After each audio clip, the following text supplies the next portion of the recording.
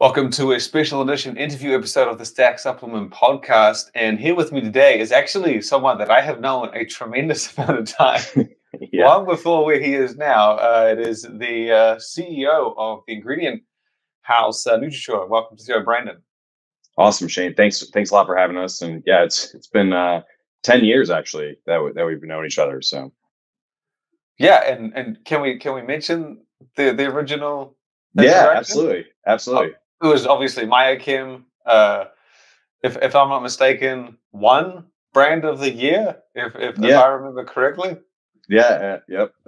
Top five in each of the four products' respective categories too. So magnetropin, I think, was the highest out of the four, and that was the number two rated product. So It was, like I said, that brand was a beast back in the day. And it was I think when you parted ways and then you ended up on the ingredient side, it kind of made sense. Like you could have seen yeah, it coming if you were going to do another brand, and now you found your way into your own ingredient company essentially with yeah. NutraShure.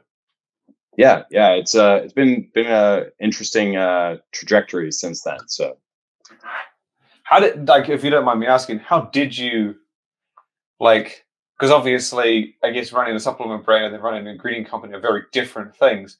But like, was it something that you had always wanted to do even back with Mayakim, or was it just sort of you just your path took you to this thing?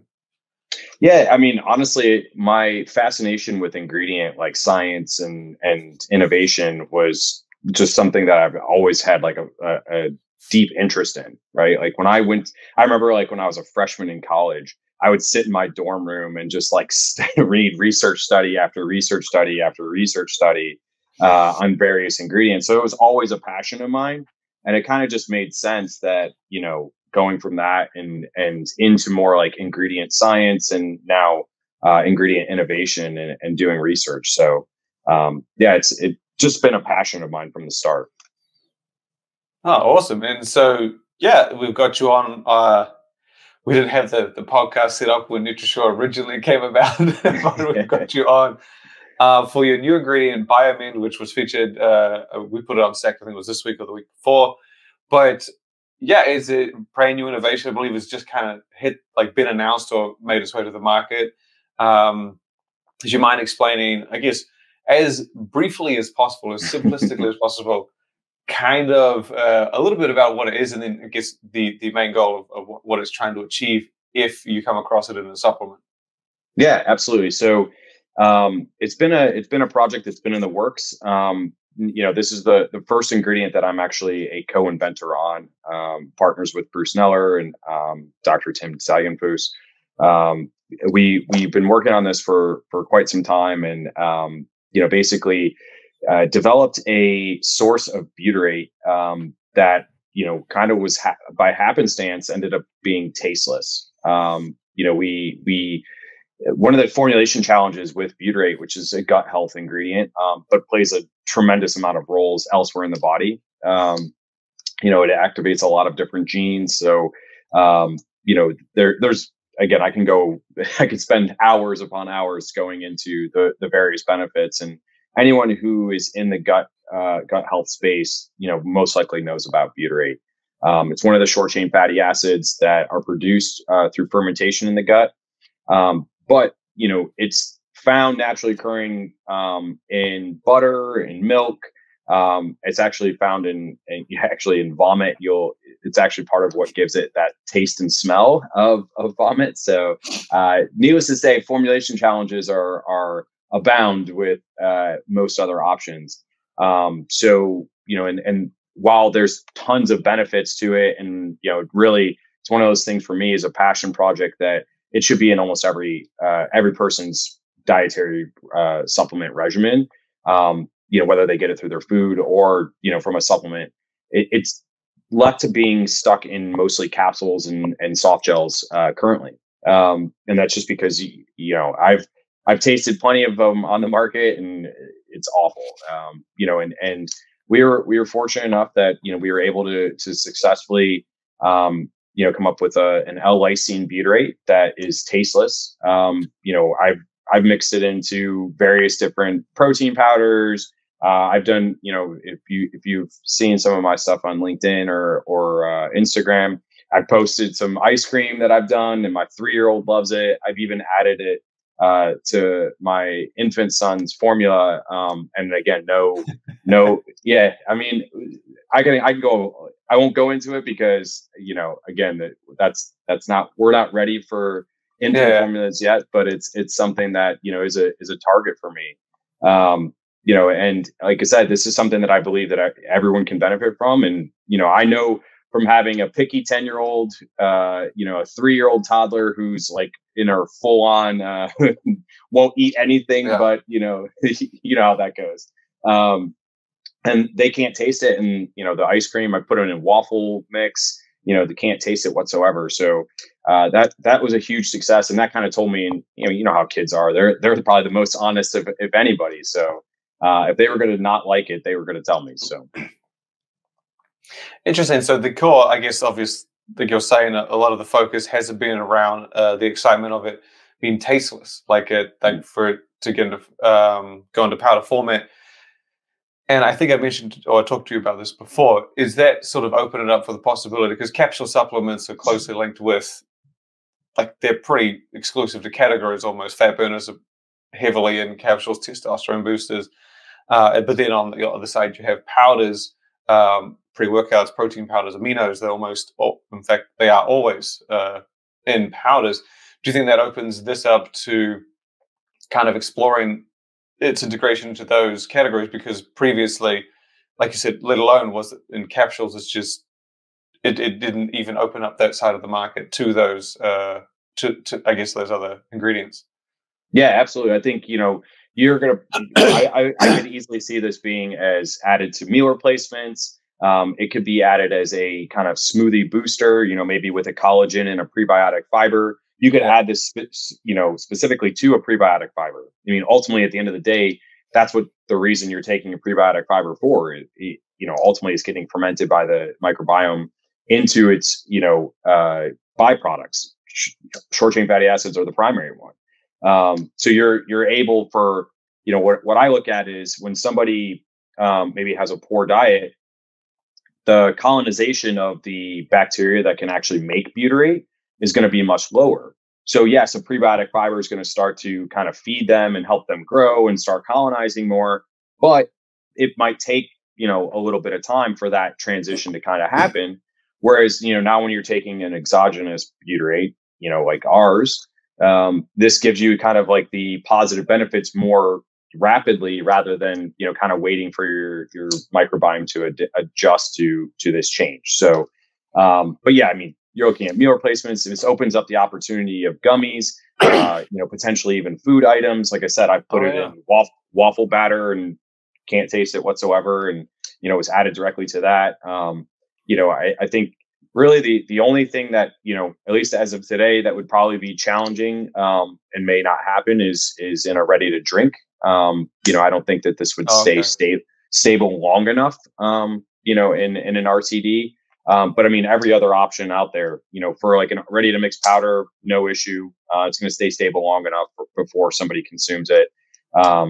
So I mean, there's plenty of options, that this opens up from a formulation standpoint.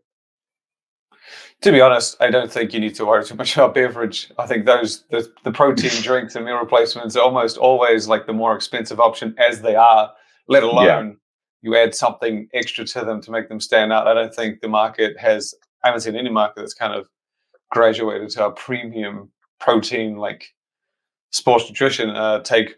But obviously, I don't want you to go in too much about the price, but is it something that is, because there are ingredients out there that are very easily added. And for brands, it's obviously, if it's just a small pinch on the dollar to add to the formula, they would if it could help them stand out. Is it something that has the capacity to do that, or is it more of one of the ingredients where like it would bump up a price quite significantly? So it's kind of like in between. It's not going to be like, an easy, you can just drop it in, but it's also not going to be like where it's going to be cost prohibitive and it's going to be the sole ingredient in the formulation, right? So it's kind of somewhere right in the middle. It's going to bump up and make your product a more premium product. but it's not going to be to the point of where it's going to be like you're on the high end of the market. So, because I actually think it's interesting because I feel like there are some ingredients that are probably very good, but because of their price, they're considered easy to add, so not as premium. Where if it's something that a brand has had to bump the price up to include, it has that feel of automatically it's a more premium product or it results in a more premium product. So it's kind of interesting to hear you land in between. I guess the next question, I always ask this a lot with when it comes to new ingredients, is it sounds like it should be fine, but internationally, is it one of those ingredients that would necessarily need to be cleared by certain things around the world, or is it something that could just again be seamlessly integrated because of how it's produced or what it is? Yeah, so like for example, EU, we will have to do some novel food work Yes, there. yeah. So unfortunately, that's going to be a little ways away on that one. Again, we don't foresee any issues with that. The great thing, obviously, it's already regulatorily compliant here in the United States. Health Canada will just we would have to file an MPN. But I don't see any issues with that as well. Overall, it's a pretty benign thing. And if you look at the two constituents, butyric acid and lysine, they're used everywhere pretty much in the world, through whether that's animal feed or, found in food items and such. So it's not going to be much of a challenge. It's just going to take some time in certain markets. I mean, like I said, you worked on the brand side, so you have that kind of knowledge of where it can go. It's an interesting angle because, yeah, like you worked with sports nutrition so intensely for a while, you obviously know where it can go, where it could, I guess, succeed and stuff like that. Do you find that, because you were mentioning that you feel it could be for arguably everyone, basically, like it could find its way into almost absolutely anything.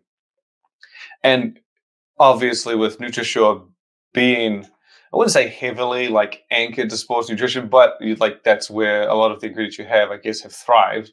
Mm-hmm. Do you find that sort of started in the sports nutrition space will kind of, it's a tricky question, but do you think it might like hold it back a bit? Because obviously if you're someone, I guess if you wanted bodybuilding supplements, you go to a bodybuilding supplement store. If you wanted like a health and wellness kids vitamin, you may not necessarily go to that same place. Mm-hmm. Do you feel that's something that's like has, I guess, it helps open the doors for you, or is it something that might be a tricky path coming out of the sports side? Actually, believe it or not, we actually have more customers on more wellness and like general health than we do actually sports nutrition. So it actually kind of falls pretty well within that area. So even though one of our flagship ingredients being 3D Pump, being very heavily sports nutrition related, believe it or not, the biggest customer for that is actually a wellness brand. You might be able to answer this question then, because I know that sports nutrition brands and like guys like myself, whenever someone says, I'm in the supplement industry, you immediately think you're like, yeah, sports nutrition, right? Because there's absolutely nothing else that exists. Yeah. And I've heard this from other ingredient companies. They're like, dude, sports nutrition is like a fraction of what we do. Yeah. And like I just said there, I was like, sports nutrition, it's the shit. We're the biggest deal in town. Yeah. But I'm gathering, so like you're saying, kind of what I've heard from other guys is that, it is. Is it the loudest though? That's what I think. Yeah. So the way I look at sports nutrition is, I agree, like it's the loudest, but I also think that because sports nutrition tends to be a little bit more cutting edge, they're more apt to jump faster on new ingredients. That the innovation tends to be a little bit more rapid. You look at like sales cycle wise on most ingredients. I've done like calculations on this. The average sales cycle is somewhere for on the business to business side and branded ingredients is like 13.2 months for us. So from initial conversation to actually getting a purchase order, it can take over a year. Fortunately enough for us, we've actually already got our first purchase order today for BIOMEnd. It's only been 9 days since we've launched. So we've gotten a ton of attention, and believe it or not, it's a wide range. I mean, we get sports nutrition brands that have been hitting us up about it, but I mean, every wellness brand all the way up to major CPG companies have already reached out to us about it. So, and again, I think to your point, sports nutrition is kind of the loudest because, you know, they like to be cool. Like, look at the strong branding of a lot of the sports nutrition ingredients. They tend to be, you know, they have really good branding. You know, some of the more wellness ones are kind of like, you know, I feel like the trademark names are a little lackluster. Their logos are a little lackluster. So, you know, I think if some of the more wellness related ingredient companies took a page out of sports nutrition, I think it would help them actually. Yeah, I have this conversation with some ingredient companies, and they would say pretty much what you said. They were like, "Yeah, it makes up about like 15% of 20%." I was like, bullshit. No, it doesn't. Like it's, and I know that it's wrong, but I'm just like, oh man, like you think that you are the biggest player again, because I think sports nutrition guys are the loudest. If they're the first to do something, they will shout it from the rooftops, pray for a press release and Yahoo News and all this shit. Yeah. But if it's a health and wellness brand, they just very subtly, oh yeah, by the way, we did this. Like they want, yeah, it's a bang on your chest type industry. So yeah, I mean, it sounds like you said, a huge, because I think it would be really cool to see it in that broader spectrum of categories, like you're saying, it has the opportunity to be available in functional foods, which I feel is kind of where Europe thrives quite well, and they're very open to putting these things in different ingredients and into the functional products like pancakes, waffles, and smoothie mixes. And you kind of just answered what was arguably going to be my last question, was how quickly do you think we would be seen on the market? Obviously, when you announce an ingredient, usually you hear about it right before it becomes in a product, or usually hear it right when it's now available for brands to get recognition. So you obviously put it out there. Had any brands tested it or sort of taken interest in it before, I guess, it was officially announced? No. So when we announced it, that's when we basically said, hey, now brands can use it. Right. And this brand just moved really, really fast on the R&D side. I mean, they requested for expedited samples, and like they went through 3 rounds of R&D and approved the formulation in 9 days. In 9 days. I mean, they did not mess around. They did not mess around. So they want that first. They want to be the first to use it. Clearly, yeah. There you go. So you know, we were I was expecting, okay, maybe we would have our first like actual product launch come, you know, maybe Q3, even maybe late Q3, early Q4. But I mean, it looks like this product's going to launch, you know, very beginning of maybe even. It depends on their production, but it looks like it could be out as early as next month. So, wow, yeah. So I mean, and do I know the brand? You don't have to say anything. But I don't know. I mean, you know a lot of people, so I don't know if you know them or not. So I will say this: it's not a sports nutrition brand, though. So it sounded like a very sports nutrition thing to do. Like that's right. It sounded like what they would do, right? Sometimes you just get lucky and the timing of stuff works out, and people play around with your material, and you happen to sneak it in or whatnot. So, you know, we kind of got a little lucky on this one. So, do you think, because obviously you already have a broad base of customers in terms of brands that already buy the other stuff that you guys sell, including 3D Pump, is it some, like at that 9-day mark, 9 days ago, did you just pass it out to them as well? Just said like, hey, you can now pick this up. So obviously it would, because from what I see, a lot of brands do tend to like to work with like a specific ingredient house. Like sometimes you'll see, like if they have a gut health product, for this example, and they're using 3D Pump, they're more inclined to use BIOMEnd than they would opt to go out to someone else. Like that seems to be something I've seen with other brands. Is that like kind of what you're seeing? Like when someone comes and uses 3D Pump, you've got was like 5 or 6 now, I think. So it's is it like, okay, what else do you have to offer that may not have been on their radar if that first one hadn't caught their attention? Yeah, I think it's a little 50-50. You know, we have the customer base that's already using our stuff that wants to expand and use more of our portfolio. Yeah.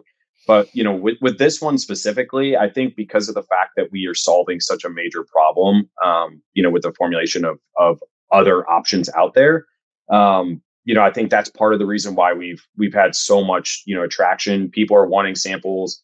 I prepped a bunch of boxes ahead of our launch, of samples, just so that way we had it ready to go. And those were all gone by Friday. So we launched on Wednesday last week, and they were all gone out the door by Friday.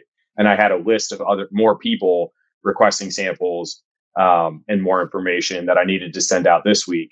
Of course, USPS doing their finest of losing their own boxes. And they were supposed to be delivered on Monday. It didn't come until Wednesday. So the remaining boxes that treat it like a bit of hype. Just be like, look, man, it's in high demand. Look, we put fragile, we put top secret on the box. Yeah. Just helps build the illusion. And you just, and then, like you said, you already have one brand that seems to pretty much be done and dusted. So I look forward to seeing it come to market. I look forward to seeing any new ingredient.